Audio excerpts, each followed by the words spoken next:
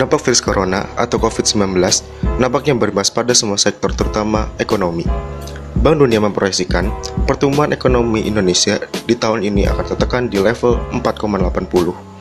Hal ini disebabkan oleh terus meluasnya persebaran COVID-19 baik di luar negeri maupun dalam negeri, salah satunya di Indonesia. Pandemi COVID-19 akan berimplikasi buruk bagi perekonomian dunia dan Indonesia pada tahun 2020. Namun bagi perusahaan yang memang terdampak COVID-19 sangat cukup besar, dipastikan akan tetap kesulitan untuk bisa bertahan di tengah menurunnya produksi. Dengan jumlah karyawan yang dinilai berlebihan, sehingga merumahkan karyawan atau melakukan PHK. Dan kami pun bisa memahami kondisi tersebut, meski tetap berharap yang terbaik untuk para karyawan di Indonesia.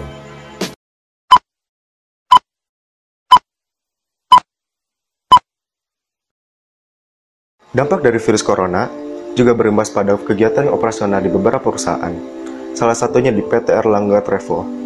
Berbagai kendala mulai dirasakan, sehingga mengharuskan direktur perusahaan untuk segera mengambil kebijakan yang dapat mengatasi permasalahan yang sedang dihadapi. Kemudian, direktur ingin mengadakan pertemuan dengan supervisor dan sekretaris untuk membahas kebijakan yang akan diterapkan oleh perusahaan dengan mengadopsi sistem kebijakan dari perusahaan lain yang disesuaikan dengan kondisi perusahaan saat ini.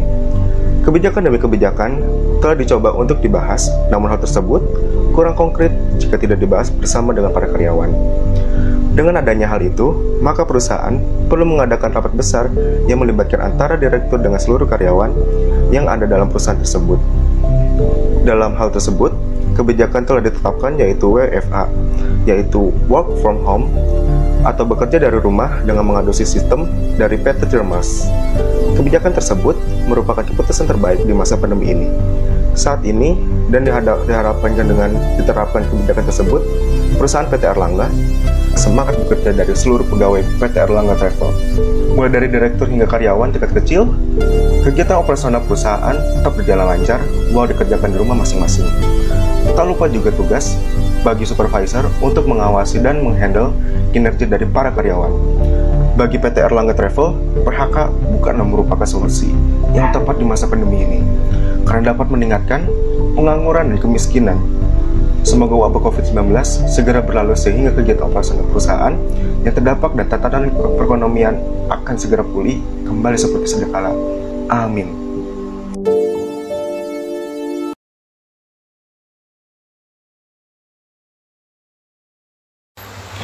Nah, jadi cuplikan tadi dinamakan problem solving dan decision making.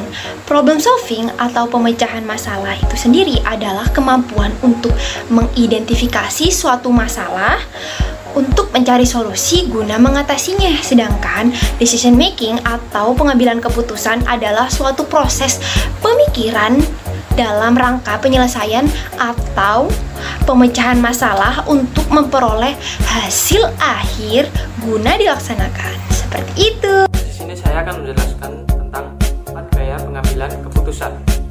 Yang pertama, gaya konseptual. Gaya konseptual adalah gaya pengambilan keputusan berdasarkan data yang kuat dan akurat saat sebelum pengambilan keputusan. Pengambilan keputusan ini juga mempertimbangkan banyak data atau informasi dan juga mengandalkan intuisi pada saat pengambilan keputusan. Yang kedua, ada gaya analisis. Gaya analisis adalah gaya pengambilan keputusan yang dilakukan dengan cara menganalisis atau mengamati situasi sekitar. Pengambilan keputusan ini juga merespon terhadap situasi baru atau tidak terduga, sehingga membutuhkan waktu yang cukup lama untuk menentukan sebuah keputusan. Yang ketiga ada gaya perilaku. Gaya perilaku adalah gaya pengambilan keputusan yang berdasarkan pada pengalaman, perilaku di lingkungan, dan permasalahan yang dihadapi. Pengambilan keputusan ini juga menyesuaikan dengan pola perilaku pada suatu lingkungan, sehingga dapat menghasilkan keputusan terbaik yang sesuai dengan perilaku lingkungan dan permasalahan yang dihadapi. Dan yang keempat, atau yang terakhir, terakhir adalah gaya pengarahan. Gaya pengarahan adalah gaya pengambilan keputusan yang berorientasi pada tugas dan masalah teknis. Pengambilan keputusan ini juga dapat memberikan cara untuk menyelesaikan suatu masalah dengan cepat dan juga memberikan solusi yang bersifat tersirat. Pengambilan keputusan ini juga cenderung lebih logis, lebih pragmatis, lebih sistematis, dan juga lebih efisien dalam pemecahan masalah atau penyelesaian masalah. Nah, selanjutnya ada 6 langkah dalam pengambilan keputusan. Yang pertama ada merumuskan masalah, kedua analisis masalah, ketiga mengembangkan alternatif solusi penyelesaian masalah, lalu 4 menentukan solusi terbaik, 5 implementasi penyelesaian masalah, dan yang terakhir ada evaluasi dan tindak lanjut. Terima kasih.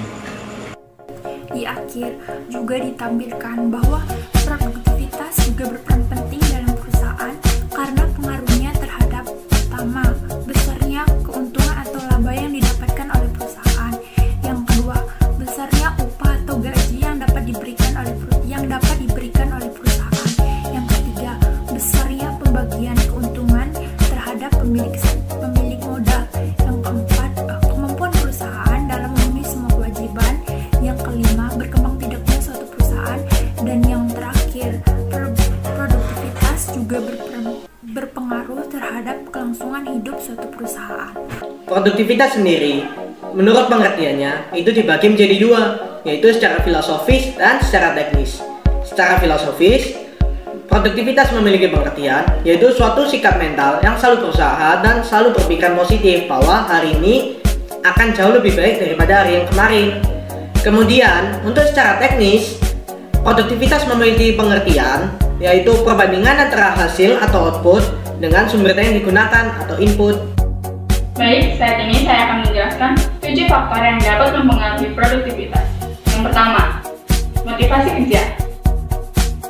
2. Etika kerja. Yang ketiga, disiplin dalam bekerja. Yang keempat, pendidikan pekerja. Yang kelima, manajemen. 6. Hubungan industrial. 7. Tingkat penghasilan karyawan. Serta ada pula strategi untuk meningkatkan suatu produktivitas. Yang pertama, memaksimalkan pemberdayaan sumber tenaga kerja seperti SDM, bahan, waktu dan tempat, mesin dan alat. 2. Meningkatkan nilai tambah suatu produk. Cost reduction atau pengurangan biaya produksi. Keempat, diversifikasi pasar atau strategi untuk meningkatkan jumlah penjualan melalui sistem, produk, dan pasar baru. 5. Gizi dan kesehatan. 6. Jaminan sosial untuk para pekerja. Dan yang terakhir, yaitu teknologi. Teknologi dapat meningkatkan suatu produktivitas untuk suatu produk.